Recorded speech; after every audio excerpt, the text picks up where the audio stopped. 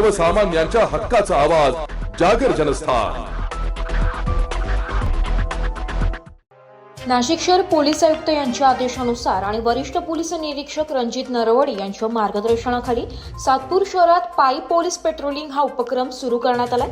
गुन्हेगारी, chain snatching, mobile चोरी तसेच दहशत माजवणाऱ्या गुन्हेगारांवर वचक बसावा यासाठी दररोज शहरातील विविध भागांमध्ये पायी पोलीस पेट्रोलिंग राबवले जाते। गल्लीबोळ, बाजारपेठा, कामगार वस्त्या आणि शाळा कॉलेज परिसरात पोलीस कर्मचारी नियमितपणे गस्त घालीत आहेत। या उपक्रमामुळे टवाळखोर व संशयास्पद हालचाल करणाऱ्यांवर पोलिसांची करडी नजर राहते, त्यामुळे अनेक लहान मोठ्या गुन्ह्यांना आळा बसतो। नागरिकांमध्ये देखील या उपक्रमाबाबत समाधानाचं वातावरण आहे।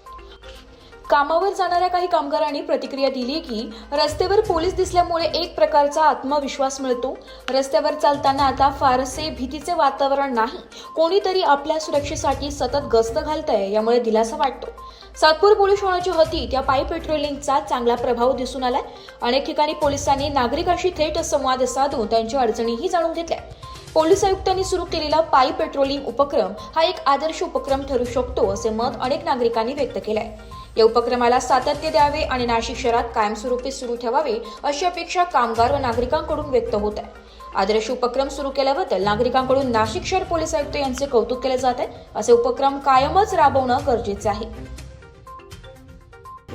माननीय पोलीस आयुक्त साहेब तसेच सातपूर पोलीस स्टेशनचे सिनियर पी नलवडे साहेब यांच्या आदेशाने दररोज सातपूर पोलीस ठाणे हद्दीत सायंकाळी 7 ते रात्री 9 पर्यंत पायी पेट्रोलिंग चालू केलेली आहे। पायी पेट्रोलिंगमध्ये पोलीस स्टेशनचे वेगवेगळे ग्रुप पाडण्यात आले आणि ते वेगवेगळे ग्रुप असे 4 ग्रुप सातपूर पोलीस स्टेशन हद्दीतील वेगवेगळ्या 4 ठिकाणी 7 ते 9 या दरम्यान गस्त करत आहे। गस्त करण्याचा उद्देश हा आहे की गुन्ह्यात प्रतिबंध व्हावा आणि जे लोकांमध्ये सुरक्षितेची भावना निर्माण व्हावी याकरिता ही गस्त आयोजित करण्यात येते। या गस्तीच्या अनुषंगाने आम्ही आता कामगार नगर, ITI कॉलनी परिसर, ITI परिसरात आता गस्त करत आहोत।